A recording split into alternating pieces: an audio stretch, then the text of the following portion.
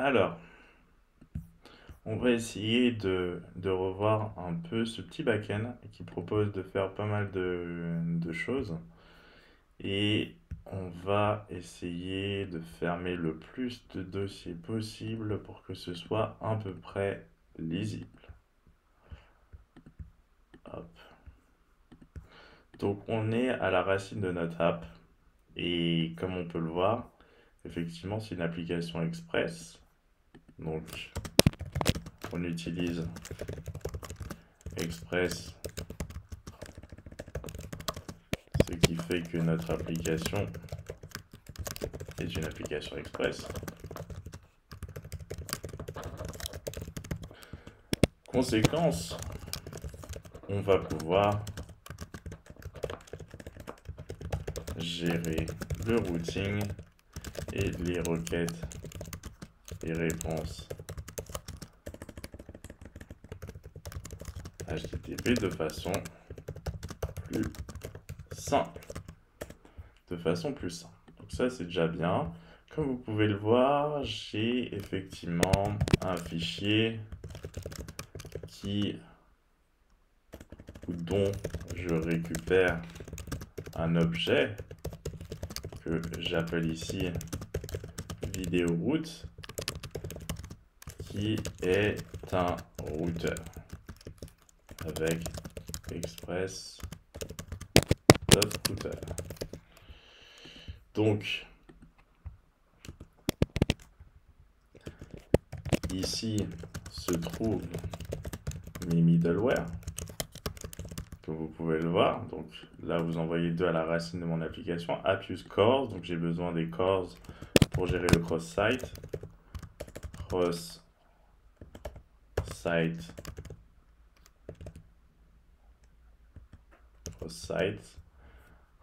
origins.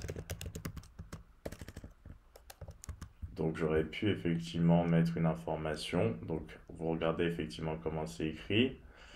Hop, hop, hop. En l'occurrence, nous, ce qu'on fait, c'est qu'on peut mettre une origin et dedans, on peut mettre effectivement, et ça va être, je crois que c'est 5500 qu'on utilisait pour notre host, pour notre front. Hop, et on peut regarder effectivement si la chose fonctionne de cette façon.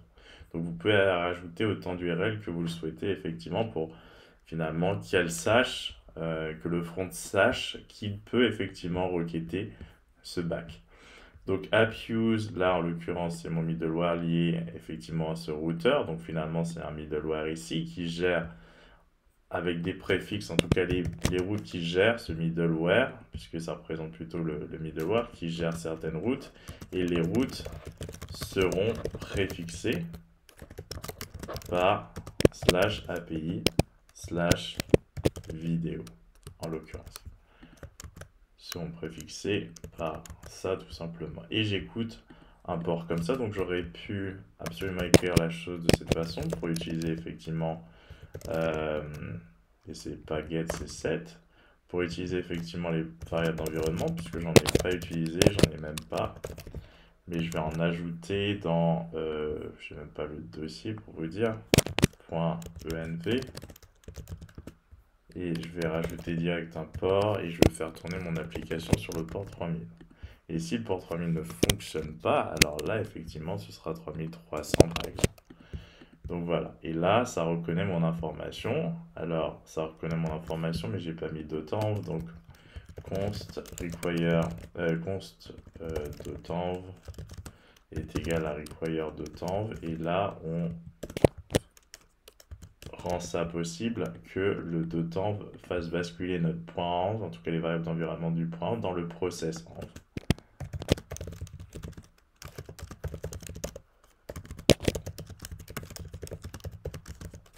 Nos variables d'environnement